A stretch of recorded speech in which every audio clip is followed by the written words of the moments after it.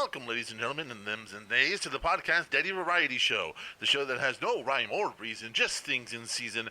Now here's the host with a wiener to match his demeanor, the podcast Daddy.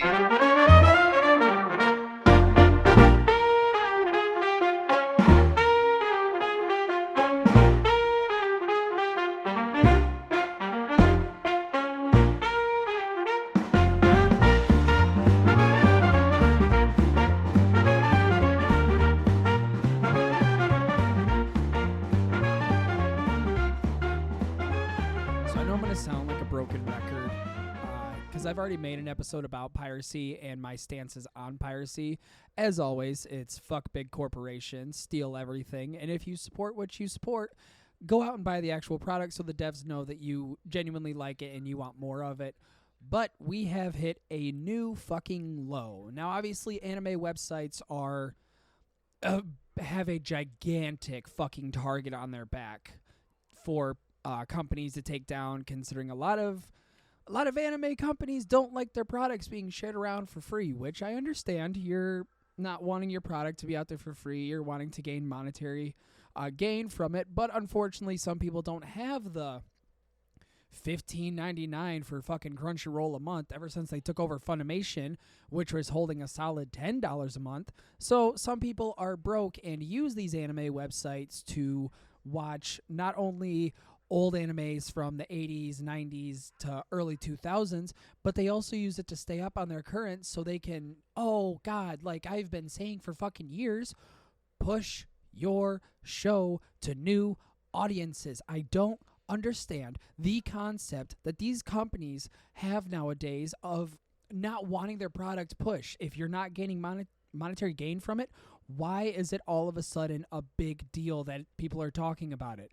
I'd be a little bit of a liar if I didn't say that I had a Crunchyroll subscription, but that mostly is because of the child. So beyond that, I do support anime pirating websites because that's how I watch Kinnikuman or old Ultimate Muscle, because there is no fucking way to watch it nowadays. And I think tearing these down is going to cause such an uproar with the anime community, and people are going to stop watching it. I know I'm going to sound like a tinfoil hatter here with, oh, well, just because a couple websites are down, people aren't going to watch anime. Some people don't want to really go to Crunchyroll and support them, especially after the Funimation thing, which I do not fucking blame anybody for doing. I don't. I think you should watch it however you want to, but if you're going to watch it and you're going to put your time and effort into something like that, I think you should at least mention it to people you know, mention it in the small groups you're in, so it can get traction and get a bigger, if not even a cult fan base in this case. Like a huge fan base, yes, wonderful, awesome, definitely would love to have that, but a cult fan base is just as good as a large one. Now, you might say that, okay, well, what about the bigger companies? Like, what about Netflix or Hulu, or I think Max released an anime that I was trying to watch, but only got 2 episodes into it, and I never got back into it for whatever fucking reason. Might have been because it just lost my attention, or it was one of those, I swear, when this is all over, I will finish this. I will finish this season. Never got around to it. Just never got the time to. We're going to go back to the the old thing of what I was saying. Like, yes, it's good to watch this stuff, but also fuck big corporations for wanting to make this shit behind such a massive paywall, especially Netflix's massive pay increase that they always seem to do every fucking 5 months. I don't know whose pockets are starting to thin out by a fucking cent, but whoever it is, you guys need to really think about your lives, okay? Because I'm sick of paying over $100 in subscription fees just so I'm able to watch some sort of TV show. It's getting ridiculous, and it's reasons like this as to why I tell people to just steal shit. Always. I am always for piracy, and it comes back to the other week. Draven was on stream, and he was talking about how he got Kingdom Hearts. he's like, oh, well, I didn't exactly get it a legal way, but I don't want to mention it on stream. And I'm like, well, don't. If you're going to mention that you got a video game the massive air quotes legal way, then I would say just you got a review copy. That's how you got it. You got a review copy from a company or from a publisher. Just fly under the radar the best you can. Tell people how you picked these items up, but don't make it so blatant to where it could be backtracked. Backtrack to you, backtrack to the website, because we want these websites known, but we don't want them known by the tattletales that will, as soon as a certain show, game, movie, anything doesn't show up, then they go to Cloudflare or they go to a web hosting site and think, oh, well, these guys are hosting this. And it's like, well, why are you here? And they're like, well, it's because I wanted to make sure that it was a nice, wholesome website. And it's like, shut the fuck up. Don't you lie to me. You were there to watch one of the new movies that you didn't want to pay for, and it didn't have it, so you went and bitched to a web hosting service, and now it's gone for everybody else to enjoy. Don't you backtrack me. Jesus. I don't get the whole thing against piracy, and I know, obviously, it's started with the whole music scene, and one of my favorite episodes of South Park to this day is when they make fun of all these big artists who were against piracy back in the Napster days. And they're like, do you see Lars Ulrich? He'll only be able to buy 3 private jets instead of 4.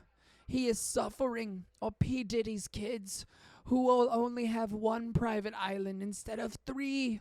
Are you really gonna take food out of the mouths of these producers, out of these musicians, so their kids will live less lavish lives? And I've never seen a show directly just make piracy seem like, yeah, you know what? I don't feel as bad doing this. Like I used to. I used to have some sort of inkling in my testicles where I thought, okay, maybe this is a bad thing. Like what I'm doing is actually stealing and I'm taking money out of artists' pockets. It's not. It really fucking isn't. If they have a world-renowned name, such as P. Diddy, which is a bad one to use, but that's the only one that I could think of was in that episode. Like P. Diddy, Metallica, Britney Spears. If they have ever been in the top 100, pirate their music. Don't give them another fucking red cent. Now, if they're your homies, like a local rapper or somebody who doesn't really have a lot of attention to their name, and I know it's kind of redundant now with the streaming services days like Spotify and Apple Music. Like I know it's redundant to pirate music, but still there's some places that they won't put it on Apple and they won't put it on Spotify. Lo and behold, one of my favorite horrorcore albums to exist to this day, King Gordy Sings the Blues. One of my absolute top 10 favorite albums to exist. Cannot find it anywhere beyond Apple Music. So of course, you find a way to download that silly little album. Find a way to acquire it. And another one, I want to give another little shout out to an underground legend of an album, SIDS and Mars Attacks. No, Schoolhouse Glock. Sorry. SIDS and Schoolhouse Glock. 2 great underground albums, and I would love for them to get re-released, but unfortunately they don't, so they just sit right on a hard drive and don't ever move whatsoever, because I am so terrified that I'm going to lose the files, and I know I can never acquire them again because I had them when I was 16. So, we're going to end this with just a simple statement. Fuck big companies. Whether it be anime, video games, manga, movies, TV shows, music, fuck big corporations. If you like it, pirate it. Make sure you actually enjoy what you're listening to or actually putting into your body. Make sure you enjoy this before you go out and spend your money and be disappointed on it. And if anybody tells you different, ask them what it's like to be ass-fucked for $60 just to hate the product that you get and not being able to refund it. Thank you, ladies and gentlemen, for tuning in to another episode of the Podcast Eddie Variety Show. Doing a little house cleaning real quick. The episode upload date will be now moved from Tuesday to Wednesday, as in school starts, and I have a lot more responsibilities that I have to throw on top of a plate. So the episodes will no longer be on Tuesday. They'll be moved to Wednesday. They will still be whatever the hell this is, the little 10-minute segments, 11-minute segments that you get into my brain. Enjoy it.